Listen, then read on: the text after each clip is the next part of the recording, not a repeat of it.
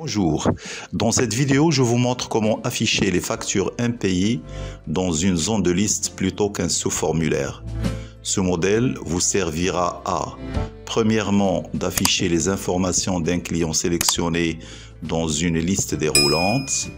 Deuxièmement, afficher plusieurs factures impayées dans une zone de liste. J'utilise une requête SQL pour récupérer les données du client depuis la table correspondante, puis une seconde requête pour afficher ces factures impayées. Vous pourrez appliquer ces méthodes à vos propres projets. Pour commencer, on va cliquer sur Menu Créer, Création de formulaire. Et comme d'habitude, on va commencer par la création de titres. Pour cela, vous allez sélectionner une étiquette et vous allez taper dessus liste des factures impayées d'un client.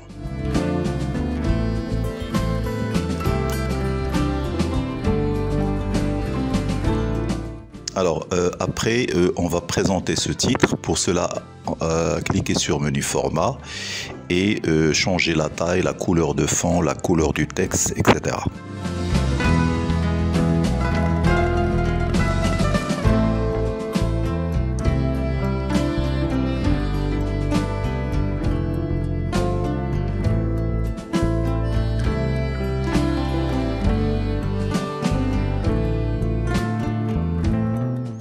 Alors après, on va créer le menu, ou plutôt la liste déroulante qui nous permet de sélectionner un client. Alors, allez dans menu création, vous sélectionnez la liste déroulante et puis vous allez dessiner dans le formulaire votre liste déroulante.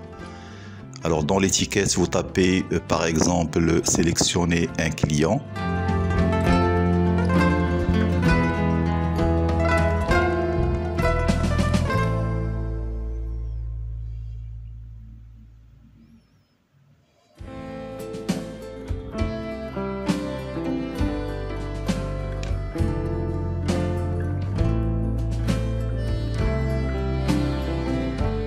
Alors, et puis vous allez sélectionner la liste déroulante et puis lui donner un nom. Dans la fenêtre propriété, l'onglet autre, vous tapez dans la propriété nom txt list. Alors ensuite, pour remplir cette liste déroulante, allez dans l'onglet données, propriété contenu, et puis on va créer une requête. Vous ajoutez la table client. Vous faites glisser les champs dans la zone de la requête, enregistrer et puis fermer cette requête en faisant toujours l'enregistrement. Alors puisqu'on a deux champs, donc vous allez mettre dans nombre de colonnes 2.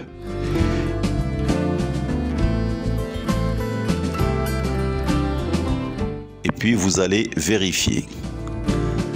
Alors voilà, vous voyez donc la liste a été remplie automatiquement, bien sûr à l'aide de la requête. Ensuite, pour masquer le champ ID, allez dans menu format et dans largeur de colonne, vous mettez 0 cm pour le ID, point virgule 5 cm. Alors, vérifiez, et là, vous allez trouver que les noms des clients.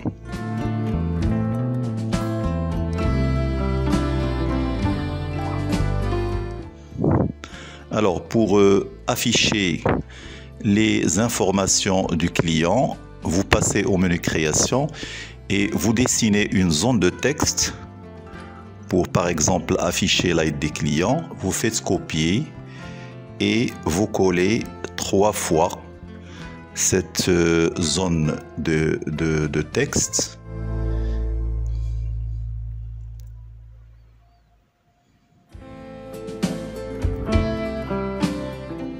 Alors après, vous tapez les étiquettes avec des clients, téléphone et email.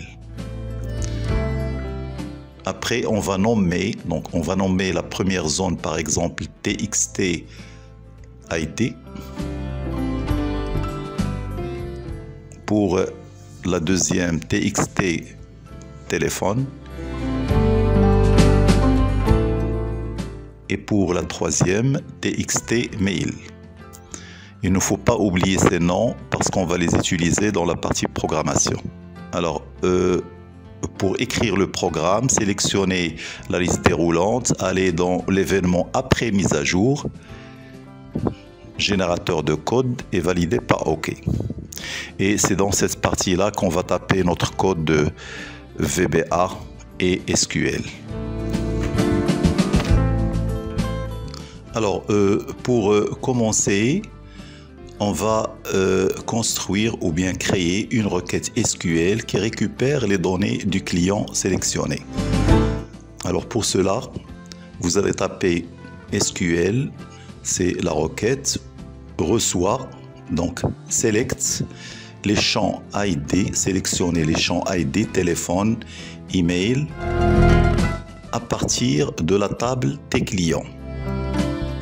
Alors ces trois champs seront sélectionnés avec une condition where lorsque le ID client de la table, c'est-à-dire le champ ID client de la table Tes clients, égale à ID client qui a été sélectionné dans notre liste déroulante. Donc notre liste déroulante c'est TXT list. Il faut faire attention à l'orthographe, il ne faut pas oublier les apostrophes et les guillemets. Alors une fois la requête est créée, on va exécuter cette requête. Alors pour cela vous tapez RS, reçoit les résultats de l'exécution de la requête. Donc RS c'est l'équivalent d'une table qui reçoit le résultat de l'exécution de la requête. Après avoir rempli RS, on va remplir les champs des zones de texte avec les données qui ont été extraites de la base. Alors pour cela, on va taper TXT ID, c'est le premier champ ou bien la première zone de texte, reçoit le champ ID client de la table RS qui a été créée récemment. Le égal, c'est l'équivalent de reçoit. Ensuite, on va faire la même chose pour les autres zones de texte. Donc, on va affecter à TXT téléphone le champ téléphone et TXT mail le champ email.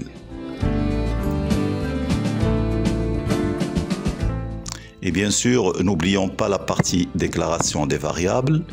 Alors, on va déclarer la variable SQL qui est une zone de type texte. Alors, et puis RS qui est un record set, c'est-à-dire un ensemble d'enregistrements. Alors, vous tapez dim SQL as string, c'est-à-dire de type texte, et RS est une record set, ça veut dire une table. Alors, pour vérifier, on passe à notre formulaire et puis on clique sur menu accueil, formulaire. Et là, lorsque vous sélectionnez un client, vous obtenez automatiquement le ID, le téléphone et son email. Si vous changez un autre client, vous aurez ces informations qui correspondent à ce client. Et bien sûr, tout ça, c'est grâce à la requête qu'on a créée tout à l'heure. On passe ensuite au mode création.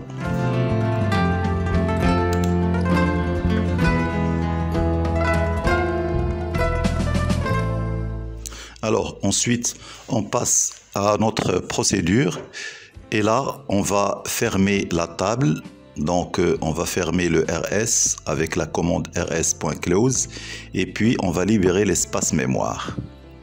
Alors, si vous voulez, vous pouvez ajouter un commentaire, c'est-à-dire, par exemple, le code qu'on a tapé tout à l'heure, c'est un code qui permet de chercher un client à partir de notre liste déroulante.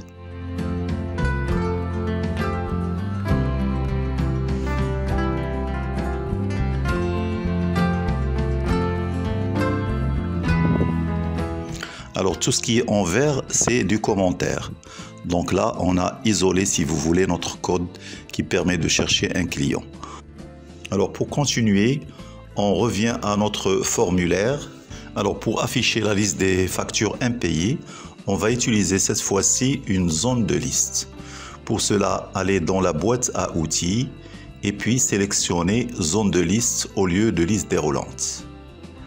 Et puis vous allez la dessiner dans la partie appropriée dans votre formulaire. Vous déplacez le titre de la zone de liste et vous allez taper ici liste des factures impayées. Alors pour pouvoir utiliser cette zone de liste dans notre programme, on va la nommer. Donc allez dans la propriété nom et puis vous tapez liste facture, LST facture.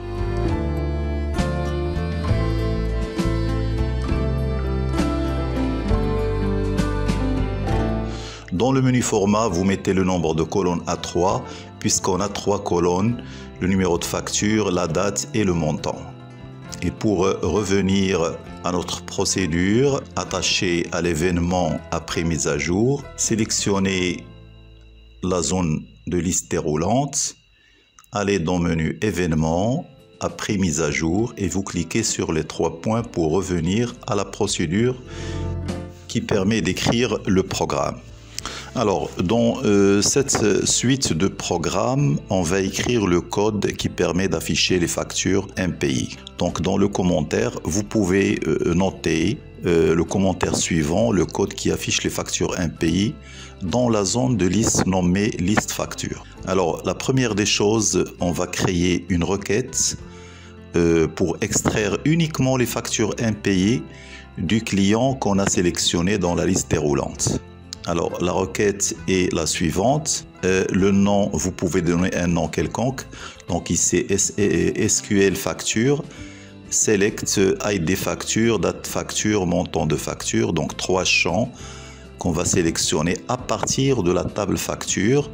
Et la condition, c'est lorsque le statut de la facture égale impayé. Donc le statut, c'est un champ dans notre table. Et ID client égal à celui qu'on a sélectionné dans la liste déroulante. Donc la liste déroulante, le nom c'est TXT list.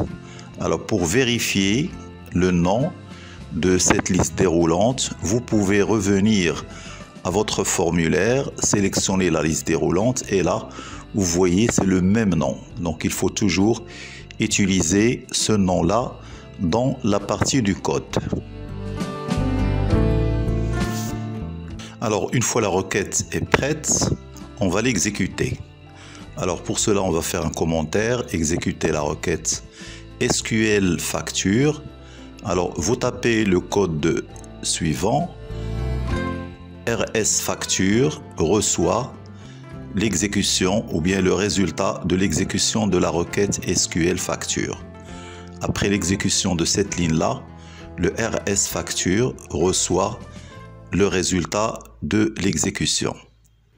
Alors ensuite, on va vider notre zone de liste. Pour cela, vous tapez la ligne suivante. La propriété ressource, c'est la propriété de notre zone de liste. Pour cela, sélectionnez la zone de liste, vérifiez bien le nom et puis voilà la propriété qui sera remplie par notre ligne de tout à l'heure. Alors, vous allez maintenant remplir cette zone de liste avec les factures impayées.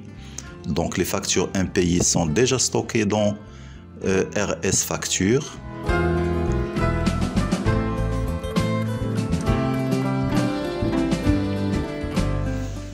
Alors, autrement dit, on va parcourir la table temporaire SR facture qui contient les résultats de la requête, c'est-à-dire qui contient les factures impayées qui ont été sélectionnées par notre requête SQL facture.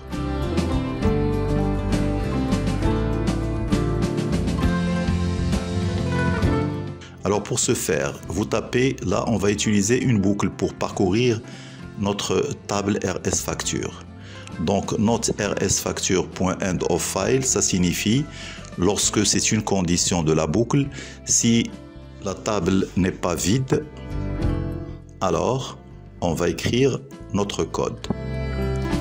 Alors la première ligne, c'est qu'on va créer une ligne pour la facture. Pour cela, vous tapez une variable ligne facture qui reçoit les trois champs, le champ ID des factures, point virgule, le champ date de la facture et le troisième champ montant de la facture. Donc cette première ligne sera extraite à partir de cette table RS facture et sera affectée à ligne facture. Après, on va ajouter cette ligne à la propriété ressource de notre zone de liste. Alors pour cela, vous pouvez vérifier. Donc ressource, c'est la propriété qui se trouve dans l'onglet données et qui s'appelle source control. Revenons à notre code à travers l'événement après mise à jour. Et pour ajouter cette ligne-là, on va tester s'il n'est pas vide, ou plutôt s'il est vide, alors on va ajouter la première ligne directement dans la propriété ressource. Donc ça, si la zone de liste est vide. Donc la première ligne contient bien sûr les trois champs. Sinon, c'est-à-dire s'il y a déjà une ligne, on va ajouter à cette propriété ce qui était déjà dans la zone de liste, plus le et, plus la nouvelle ligne de facture. Et comme ça, vous aurez, si vous avez une première ligne, vous aurez la deuxième ligne, la troisième ligne, et ainsi de suite. Alors, une fois ça est terminé, on passe à l'enregistrement suivant, c'est-à-dire l'enregistrement de la table RS facture. Donc en tapant Move Next, c'est-à-dire passer à l'enregistrement suivant. On ferme notre boucle par le mot-clé Loop. Et voilà, cette boucle nous permet d'afficher toutes les factures impayées dans la zone de liste au lieu de les afficher dans un sous-formulaire.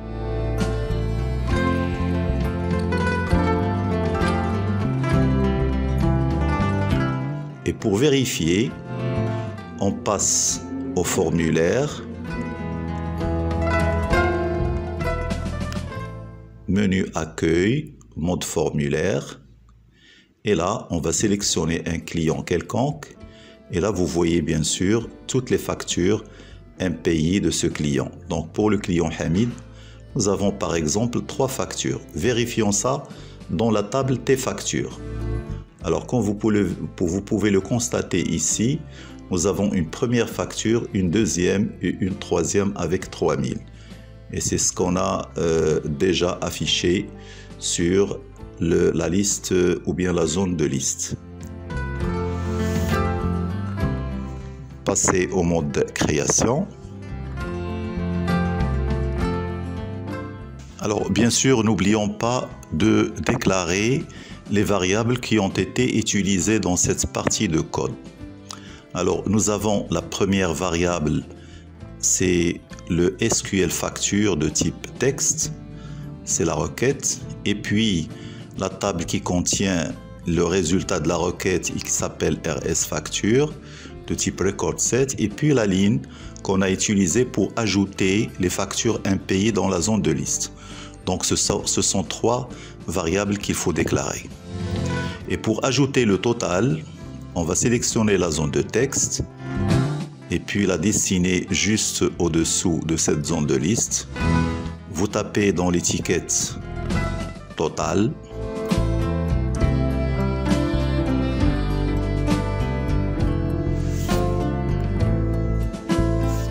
On va nommer cette zone de liste par exemple TXT total.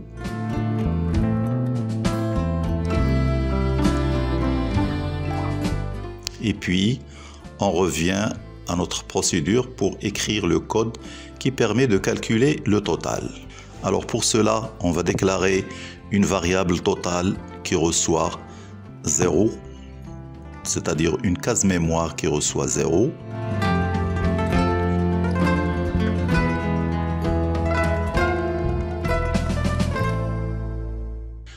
À l'intérieur de la boucle, vous pouvez bien sûr ajouter un commentaire qui permet d'afficher le calcul du total des factures impayées. Et puis vous tapez total reçoit total plus montant de facture.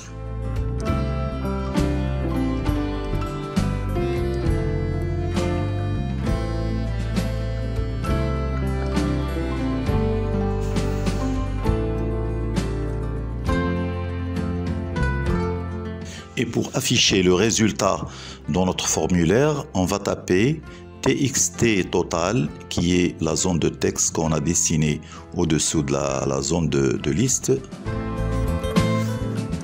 reçoit total, c'est-à-dire reçoit le résultat final. Et tout ça doit être à l'extérieur de la boucle.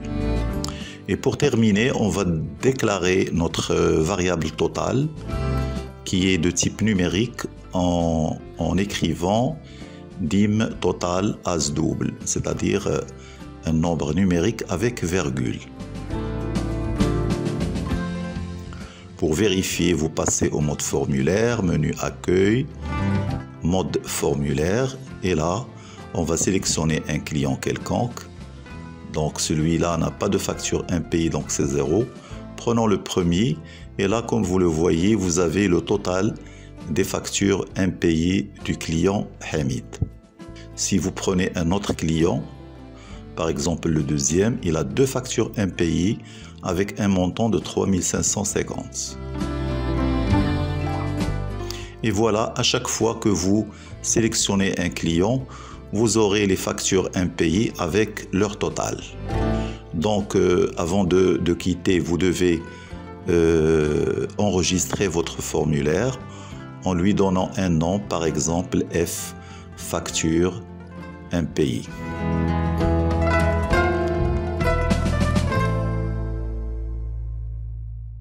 Vous validez par OK et voilà, notre formulaire des factures impayées a été créé avec succès. Merci de votre attention et à la prochaine vidéo.